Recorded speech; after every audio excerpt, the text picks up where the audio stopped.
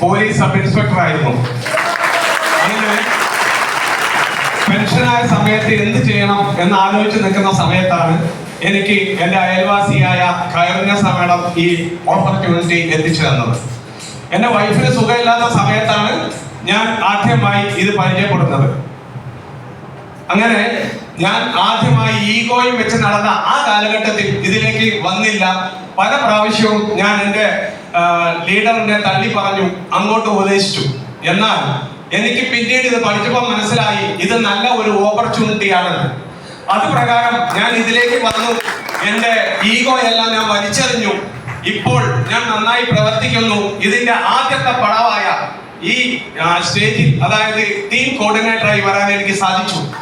അതിൽ ഞാൻ വളരെ അഭിമാനപൂർവ്വമാണ് ഇവിടെ നിൽക്കുന്നത്. എന്റെ ലീഡേഴ്സ്, ഒന്ന് ഖൈറുന്നീസ മാഡം, ചേറൂർ സാറ് എന്ന് പറയുന്ന അബ്ദുറഹ്മാൻ സാർ, അതുപോലെ ഉമ്മർ ഉസ്താദ് എന്നിവരാണ്.